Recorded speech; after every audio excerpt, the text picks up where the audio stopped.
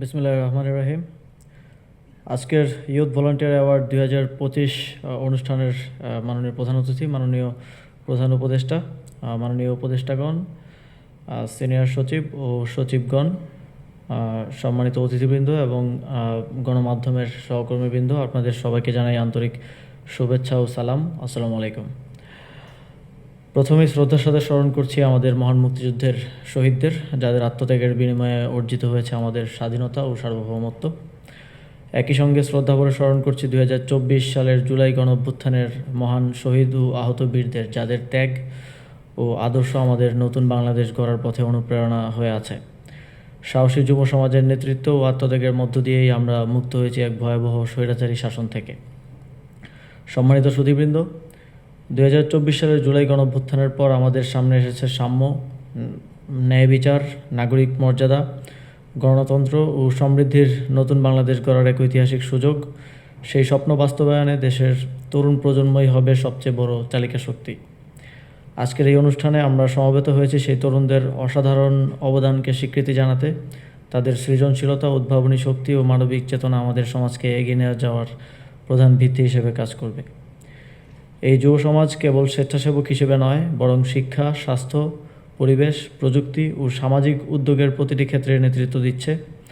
দেশের প্রত্যন্ত অঞ্চলে শিক্ষাসেবা প্রদান, বৃদ্ধাশ্রমে প্রবীণদের পাশে দাঁড়ানো, পরিবেশ দূষণ রোধে সচেতনতা সৃষ্টি কিংবা উদ্ভাবন ও উদ্যোক্তা বৃত্তির মাধ্যমে সমাজে ইতিবাচক পরিবর্তন আনা, প্রতিটি উদ্যোগই আমাদের গর্বিত করে। সীমিত সম্পদ ও নানা প্রতিবন্ধকতার মধ্যেও তারা সমাজের অগ্রগতির জন্য নিরলসভাবে কাজ করছে। সরকার তাদের এই যাত্রায় সহযাত্রী হতে প্রতিশ্রুতিবদ্ধ। বাংলাদেশের মোট জনসংখ্যার 1/3 যুবক, প্রায় 63% নাগরিকের বয়স 35 বছরের নিচে। এই বিশাল জনগোষ্ঠীকে ডেমোগ্রাফিক ডিভিডেন্ডে রূপান্তরিত করাই আমাদের সময়ের প্রধান চ্যালেঞ্জ। যুব ক্রীড়া মন্ত্রণালয় ইতিমধ্যে এই শক্তিকে কাজে লাগাতে বহুমাত্রিক উদ্যোগ গ্রহণ করেছে। 2024-25 অর্থবছরে 83টি ট্রেডে 2,71,000-এরও বেশি তরুণ তরুণীকে প্রশিক্ষণ প্রদান করা হয়েছে। কৃষি, প্রাণিসম্পদ, কারিগরি, তথ্যপ্রযুক্তি, ট্রাফিক ব্যবস্থাপনা সহ নানা খাতে উদ্যোক্তা উন্নয়নের লক্ষ্যে প্রশিক্ষণপ্রাপ্তদের ঋণ সহায়তা প্রদান করা হচ্ছে। গত এক অর্থ বছরেই 26,612 জন যুবক যুবতীকে 152 কোটি টাকার বেশি ঋণ প্রদান করা হয়েছে। পাশাপাশি ফ্রিল্যান্সিং, কৃত্রিম বুদ্ধিমত্তা ও তথ্যপ্রযুক্তি প্রশিক্ষণ কার্যক্রম অব্যাহত রয়েছে। জুলাই গণঅভ্যুত্থানে আহত ও শহীদ পরিবারের সদস্যদের আত্মকর্মসংস্থান সৃষ্টির লক্ষ্যে একটি বিশেষ প্রকল্প হাতে নেওয়া হয়েছে, যার মাধ্যমে 12,877 জনকে প্রশিক্ষণ ও আত্মকর্মসংস্থান সৃষ্টিতে সহযোগিতা প্রদান করা হবে। আরও উল্লেখযোগ্যভাবে আর্ন প্রকল্পের আওতায় প্রায় 9 লাখ যুবক যুবনারীর প্রশিক্ষণ কার্যক্রম শিগগিরই শুরু হবে। একই সঙ্গে জাতীয় যুব নীতিমালা হালনাগাদ ও যুব উদ্যোক্তা উন্নয়ন নীতিমালা 2025 প্রণয়ন করা হয়েছে।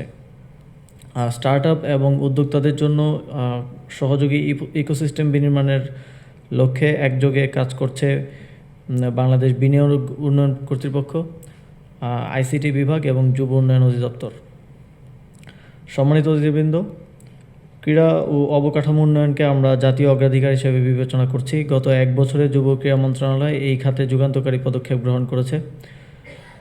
সংযুক্ত আরব আমিরাতের অর্থায়নে দেশের 8টি বিভাগে 8টি অত্যাধুনিক স্পোর্টস হাব প্রতিষ্ঠার কার্যক্রম ইতিমধ্যেই অগ্রসরমান। পাশাপাশি চীনের সহযোগিতায় একটি আধুনিক স্পোর্টস ভিলেজ স্থাপনের জন্য আলোচনা চলমান রয়েছে। এছাড়া কক্সবাজারে দেশের প্রথম স্পোর্টস ইনস্টিটিউট প্রতিষ্ঠার কাজও শুরু হয়েছে, যা আমাদের ক্রীড়া শিক্ষাকে এক নতুন মাত্রায় উন্নীত করবে বলে আমরা আশা করি। অগ্রাধিকার ভিত্তিতে জাতীয় ফুটবল স্টেডিয়াম সংস্কার কাজ সম্পন্ন করে তা বাংলাদেশ ফুটবল ফেডারেশনের কাছে হস্তান্তর করা হয়েছে। ক্রীড়ার বিকেন্দ্রীকরণের লক্ষ্যে নতুন 2টি বিভাগে বিপিএল আয়োজনের প্রয়োজনীয় অবকাঠামোগত সংস্কার সম্পন্ন করা হচ্ছে। শুধু কেন্দ্রীয় পর্যায়ে নয়, বরং বরিশাল, চাঁদপুর, শরীয়তপুর ও নড়াইল সহ বিভিন্ন জেলার একাধিক স্টেডিয়াম উন্নয়ন ও নতুন অবকাঠামো নির্মাণ চলছে। সারা দেশে ইতিমধ্যেই 150টি উপজেলা মিনি স্টেডিয়ামের কাজ সম্পন্ন এবং আরও 201টি উপজেলা মিনি স্টেডিয়াম নির্মাণের প্রকল্প চূড়ান্ত করা হয়েছে। পাশাপাশি 100টি স্কুলে সিনথেটিক পিচ স্থাপনের উদ্যোগ গ্রহণ করা হয়েছে। এসব উদ্যোগের ধারাবাহিকতায় 2024-25 অর্থবছরে এডিপি বাস্তবায়নের হার দাঁড়িয়েছে 91.6%, যা আমাদের পরিকল্পনা বাস্তবায়নে দৃঢ় অঙ্গীকারের স্পষ্ট প্রতিফলন। অবকাঠামোগত উন্নয়নের পাশাপাশি ক্রীড়াঙ্গনে প্রশাসনিক সংস্কার, বিকেন্দ্রীকরণ ও স্বচ্ছতা নিশ্চিত করতে পুরনো কমিটি ভেঙে অ্যাডহক কমিটি গঠন করা হয়েছে। বিপিএলকে উত্তর ও দক্ষিণাঞ্চলের সম্প্রসারণের সিদ্ধান্ত গৃহীত হয়েছে। পাশাপাশি বেঙ্গালুর সিএসআর তহবিল থেকে ক্রীড়াক্ষেত্রে অর্থায়ন বৃদ্ধির লক্ষ্যে বাংলাদেশ ব্যাংকের সাথে আলোচনা চলছে। উল্লেখযোগ্যভাবে ই স্পোর্টসকে আনুষ্ঠানিকভাবে ক্রীড়া হিসেবে স্বীকৃতি দেওয়া হয়েছে। সম্মানিত সুধীবৃন্দ, তারুণ্যের শক্তিকে উদযাপন করতে মাননীয় প্রধান উপদেষ্টার নির্দেশনায় গত বছর থেকে সারা দেশে আয়োজন করা হচ্ছে তারুণ্যের উৎসব। প্রাথমিক ধাপে 47,000-এরও বেশি ইভেন্টে অংশ নিয়েছেন প্রায় 2,66,00,000 শিশু, কিশোর এবং তরুণ, যার মধ্যে নারীর অংশগ্রহণ ছিল 1 কোটিরও বেশি।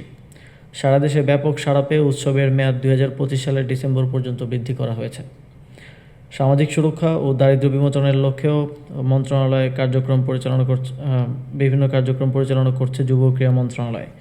সমন্বিত সম্পদ ব্যবস্থাপনা প্রকল্পের আওতায় 6,003টি বায়োগ্যাস প্ল্যান্ট স্থাপন করা হয়েছে। ক্রীড়াবিদদের জন্য বার্ষিক ভাতা বৃদ্ধি করার উদ্যোগ নেওয়া হয়েছে এবং সারা দেশে 14 কোটি টাকার বেশি ক্রীড়া সামগ্রী বিনামূল্যে বিতরণ করা হয়েছে। পরিশেষে আজকের পুরস্কারপ্রাপ্তদের আন্তরিক অভিনন্দন জানাচ্ছি। আপনাদের অবদান কেবল দেশ নয়, সমগ্র জাতির জন্য অনুপ্রেরণার উৎস হয়ে থাকবে। বিশেষ কৃতজ্ঞতা জ্ঞাপন করছি মাননীয় প্রধান উপদেষ্টার প্রতি আজকের এই অনুষ্ঠানে সদয় উপস্থিত থেকে অনুষ্ঠানকে আলোকিত করার জন্য। পাশাপাশি এই আয়োজনের সঙ্গে সম্পৃক্ত সকলের প্রতি কৃতজ্ঞতা জ্ঞাপন করছি। তরুণরাই এদেশের উন্নয়ন ও সমৃদ্ধির মূল চালিকা শক্তি। তাদের সাহস, উদ্ভাবনী শক্তি এবং মানবিক চেতনা আমাদের পথ দেখাবে। আমি আহ্বান জানাই, যুব সমাজ এগিয়ে আসুক, নেতৃত্ব গ্রহণ করুক, সমাজকে আলোকিত করুক এবং সমৃদ্ধ বাংলাদেশ গঠনে প্রধান কারিগর হয়ে উঠুক।